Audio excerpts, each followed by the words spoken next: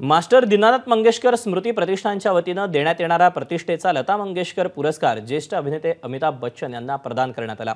ज्येष्ठ पार्श्वगायिका उषा मंगेशकर यांच्या हस्ते महानायक अमिताभ बच्चन यांचा गौरव करण्यात आला।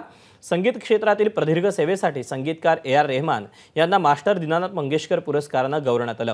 ज्येष्ठ अभिनेते अशोक सराफ यांना प्रदीर्घ नाट्य सेवेसाठी मास्टर दीनानाथ मंगेशकर पुरस्कार प्रदान करण्यात आला, तर अभिनेते अतुल परचुरे यांनाही प्रदीर्घ नाट्य सेवेसाठी मास्टर दीनानाथ मंगेशकर पुरस्काराने गौरवण्यात आलं।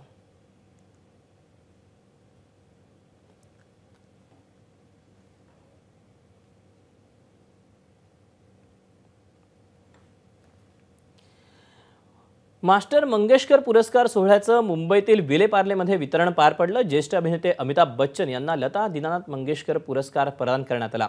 अन्य क्षेत्रातील व्यक्तींनाही पुरस्कार प्रदान करण्यात आला। पुरस्कार स्वीकारल्यानंतर अमिताभ बच्चन यांनी भाषण केलं। अमिताभ बच्चन यांनी हिंदीतून भाषणाची सुरुवात केली तेव्हा एकाने मराठीत बोलण्याची विनंती केली, तर बच्चन यांनी मराठीमध्ये कविता वाचून दाखवली।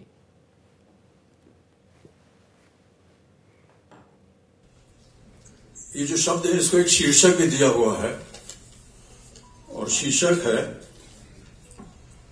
आकाशाची सावली। आकाशाची सावली। काळच्या त्या ज्वलवंत वाळूवर अनवाणी चालत होतो मी। पुढच्या पावला पलीकडे पाहण्यास अक्षम। कारण काय की ते अशक्य होते, वेळच नव्हता। तेव्हा कार्ययच उद्देश होते आणि कार्ययच कर्म होते। हेतू काय, कर्तृत्व काय, सिद्धी काय, सगळे एकच होते।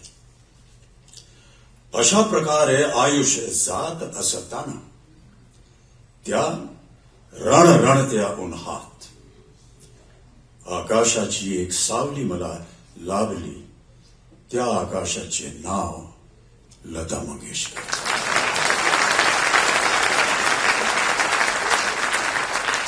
माझ्याकरिता लता दीदीचे स्वर हा संगीताचा परिचय होता। हीच संगीताची परिभाषा होती, हीच संगीताची व्याख्या होती। लता दीदी म्हणजे संगीत आणि संगीत म्हणजे लता दीदी। माझ्याकरिता समानार्थी शब्द आहेत दोन्ही। बहुत बहुत धन्यवाद। एबीपी माझा, उघडा डोळे बघा नीट।